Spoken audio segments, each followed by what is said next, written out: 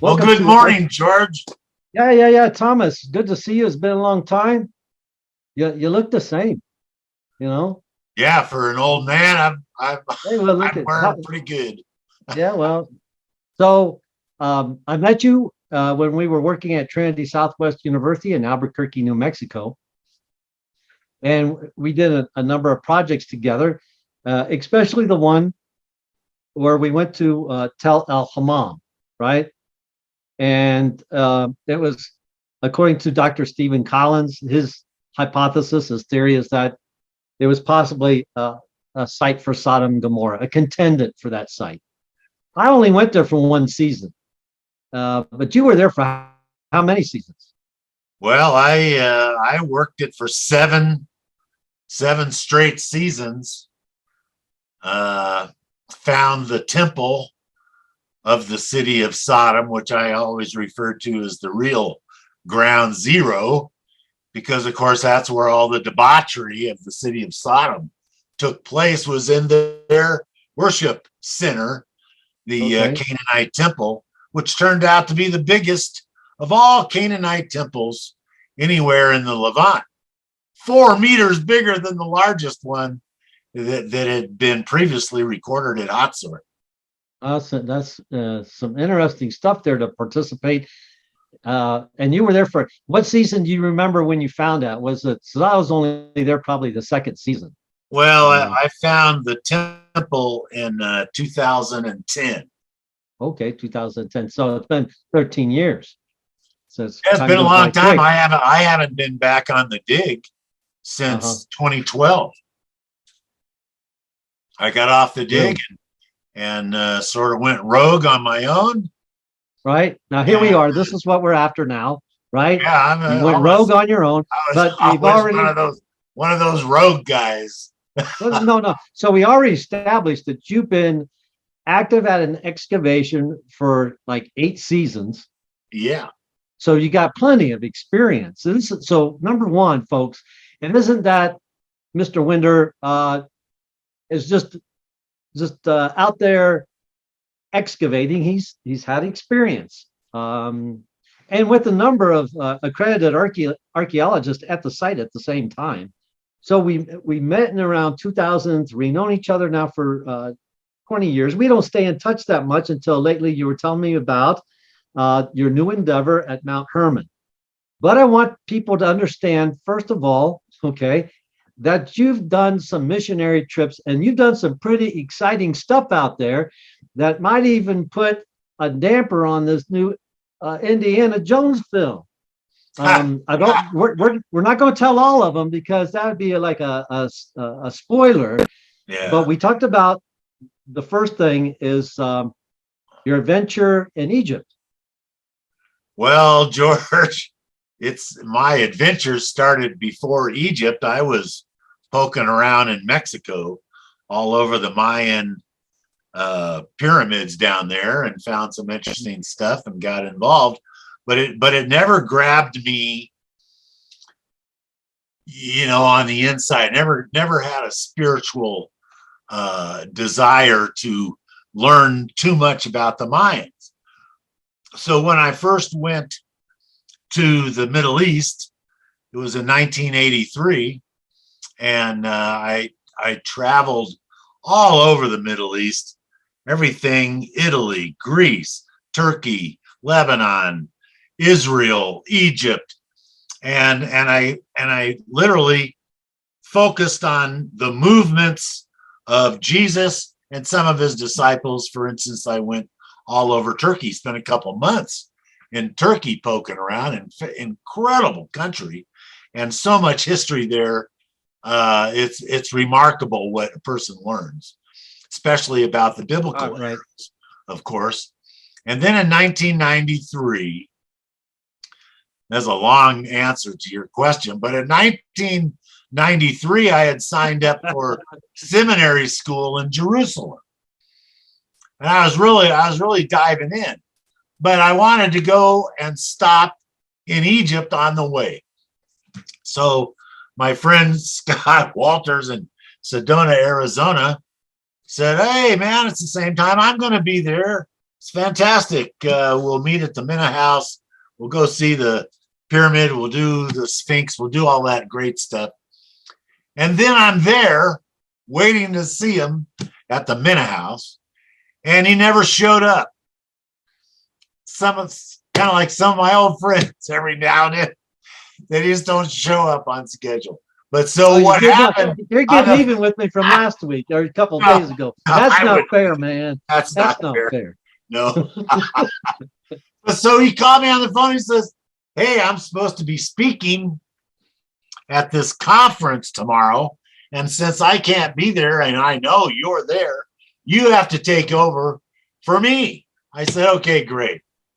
They set up this big, beautiful red carpet tent right in front of the pyramid. That's the pyramids, okay, from my hotel room. And that's this stacked dodecahedron made out of helix panels that I put together for this group. So I was well prepared, believe me. Here, the next day, can you see that guy? He's the gatekeeper at the pyramid. Okay. There it is with my model. Now I went in. Guess what? Farouk, my friend in Giza, who owns one of those perfume shops, he says, "Tom, how would you like to rent the pyramid?" I said, "What?" I said, "You got to be crazy." He goes, "No. I know the gatekeeper." So I said, "Well, me, the next thing I'm going to say is, how much? How much? Right. How much bakshish are you talking about?" And he goes, "Oh, no problem, $75. I don't want, you got to be kidding me. You're going to rent the pyramid for me for $75. I bet you he only paid 50 and kept 25 of himself." But there I was all of a sudden in the pyramid with my helix panel structure, the stacked dodecahedron, and I took it inside with me.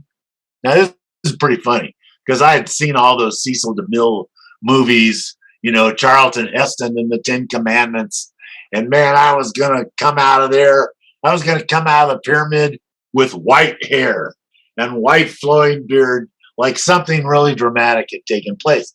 I expected something very dramatic to take place. No. Okay. Nope. But that's Sorry. honest. Sorry. I had the King's Chamber and I had the whole place to myself. I did a ceremony in the King's Chamber. I actually laid down inside of the sarcophagus. There's some pictures of me in the King's Chamber. See that with the right in front of the sarcophagus with my panel structure. And sure enough, I got right inside of the sarcophagus. I'm not kidding you. There I am. So you climbed inside Khufu. There I am inside. There I am inside of the sarcophagus. I really thought something wild was going to happen, but nothing happened. It was just dark and dirty and stinky, and I came out of there basically the same that I went in. But it is a great experience, and I can tell people like you this wonderful story that one day in the December of 1992, I actually had the opportunity to rent the Great Giza Pyramid for myself. So let me just pause you there for just a second, Thomas, to give some people some information about the pyramid real quick. Yeah. Around 2780 BCE, King Dozer's architect, his name was Imhotep, built the first pyramid by actually stacking what we call 6 mastabas, one a little smaller on top of the other. Mastabas are like bench tombs. Bench tombs were the early burial chambers, if you will, for the deceased in Egypt, at least the royalty. Now the Great Pyramid. Now when we say the Great Pyramid, there's only one Great Pyramid, even though you see 3 large ones there. But the Great Pyramid, that's Khufu. That's the one you went in, and the date for that is around 4,600 years old. Total years, 4,600. It once stood 480 feet high, But over time, people have taken stones off the top of it. The capstones are gone, reduced it by 31 feet. So now it's only, I shouldn't just say only, as a man-made structure over 4,000 years ago, it is 450 feet high. All right. Now, real quick, it was estimated that 2.3 million large blocks were used in this pyramid, with a total of 6. Now, this is not, I'm not talking about individual stones, altogether 6 million tons in total. You know, that's hard to think, right? The first building that rose taller than the pyramid as a man-made structure was called the Lincoln Cathedral in England, and it was built in the 11th century. I looked up; it was kind of 11th century. I go, well, when in the 11th century? It's 1170. So that means for like for over nearly like 3,600, maybe, yeah, 3,600 years, a little bit more, that the pyramids were the largest man-made structure on Earth, and you got to go inside and climb into Khufu's sarcophagus. It's kind of like an outer, it's not the sarcophagus, but it's the outer protection layer, if you will. The outer protection, I believe it's granite, made out of granite. It's black granite. That is one crazy stunt, man.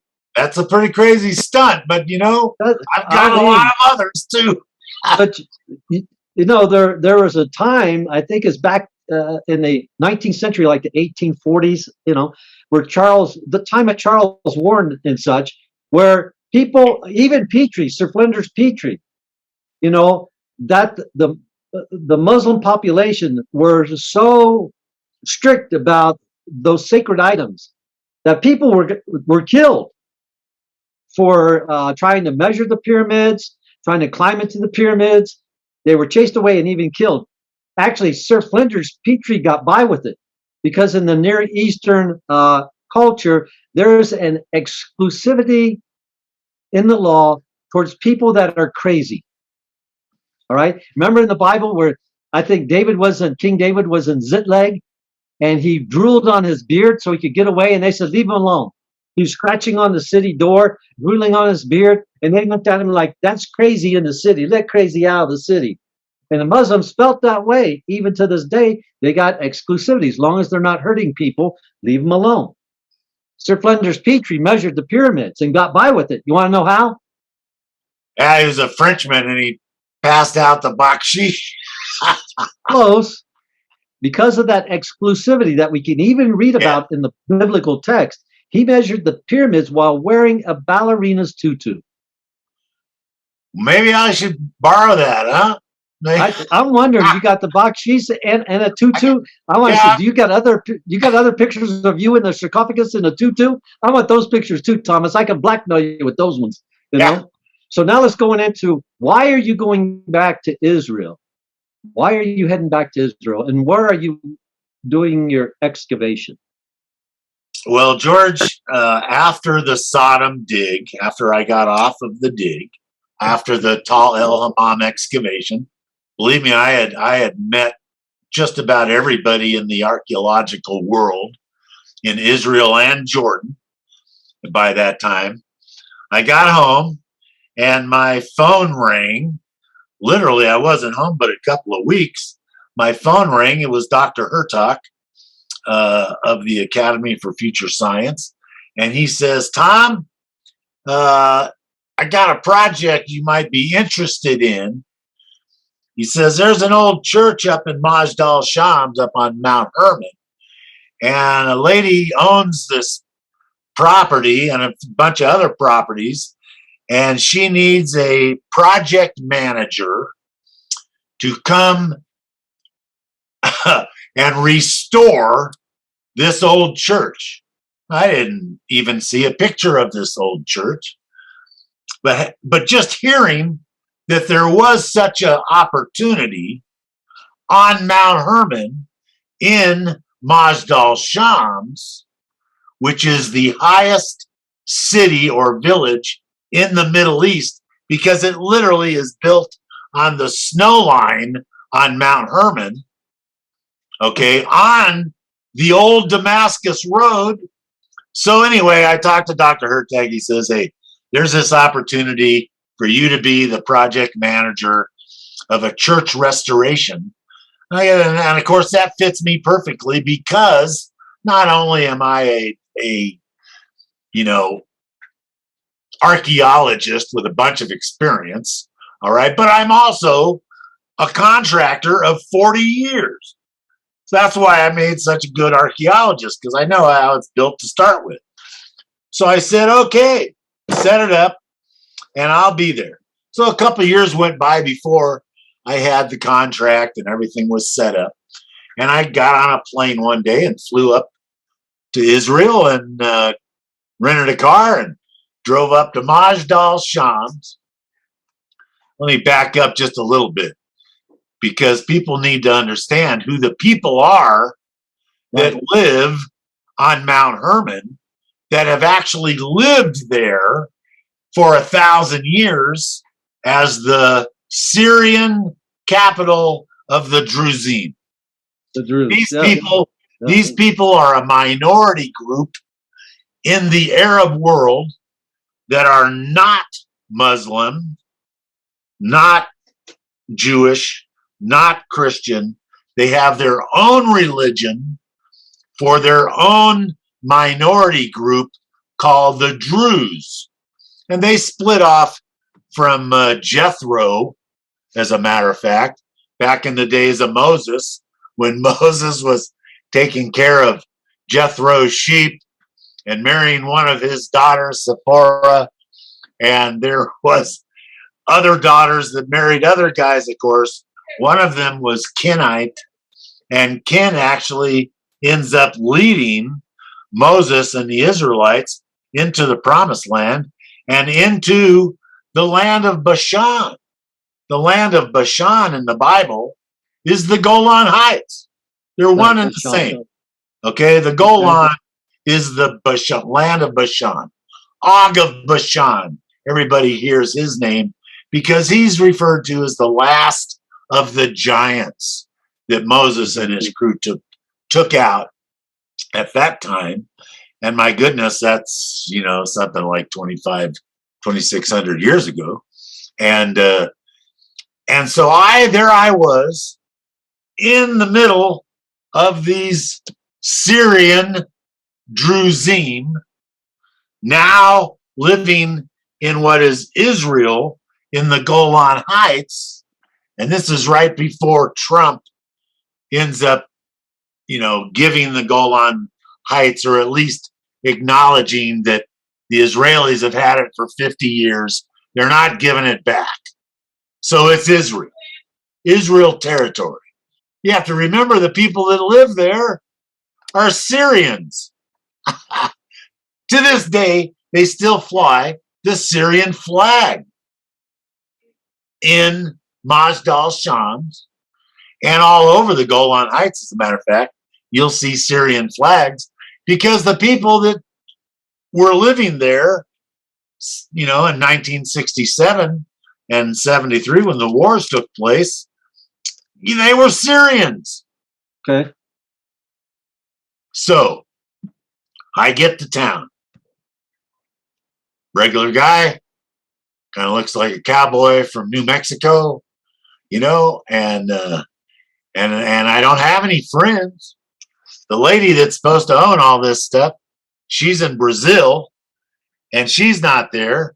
And I find out instantly that the people of the city don't appreciate her very much, because she came along and says she owned all this land, but she doesn't. Her grandparents owned it. Well, she's, if it was still Syria and her parents still lived there, then she would be the rightful heir. Problem is, it's changed hands so many times, and her parents moved to Brazil to get away from the Ottoman Empire, of course, and they came along, before World War I, killing off all the Christians. So her parents left, just like all the other Druzine Christians that were there at the time. And so now today, there's no Christians. They tore down the church a long time ago, and they don't want any outsiders. In fact, George, one of the tenets of their top secret religion that they won't share with anyone other than they believe in reincarnation, but they absolutely didn't want me in Majdal Shams. I'm an outsider, and one of their religious tenets is no outsiders allowed, mostly because they believe in reincarnation, and an outsider could impregnate one of their women and mess up the bloodline. They came to me and said, I don't know who you are. You better go home because you're not welcome here. And you're never going to touch that church. And they, basically told me in Middle Eastern terms, they got a body bag reserved just for me. That's nice to know. So what do you do? Most people, believe me, most people would get scared, pack their bags, and go home. That would be me. And because I'm one of those crazy guys that you were describing, I decided, no, I'm not going anywhere. The Lord got me into this mess. He's going to get me out. So what am I supposed to do? I didn't know I had nothing to do. There wasn't anybody I could go see, that I could go talk to. The only people that I had met and sort of befriended, they couldn't help. We're talking about the whole population of the city, with their own religion, and they don't like outsiders. So, watch what happened. Less than 10 days go by, and of course, every day I'm walking around town, and everybody's eyes are on me, right? Because I got the big target on my back. And they were all watching my Facebook page. I didn't know that. I didn't know that everybody there were a bunch of Facebook freaks. So my daughter, out of the blue, puts her testimony on her Facebook page. And it was one of those, really touching, emotional testimonies about how Jesus, came into her life and cleaned her up. And it's the same testimony that most of us have, if we're honest. But everybody in Majdal Shams ended up seeing her testimony and hearing her testimony. Even the people that had, told me that I'd better leave town. Instantly, they saw Sydney's testimony, and it reversed the curse that was on me. And those same people that were telling me to leave town, now they're all my best friends, and they're actually helping me with the church restoration. Not only that, George, I was adopted instantly by the two big families of town. I had a meeting with the mayor only 3 weeks later, and he makes me the town archaeologist. And there we go. And gives me full permission to do whatever I want on that church, because it doesn't belong to the lady from Brazil. It belongs to the city of Majdal Shams.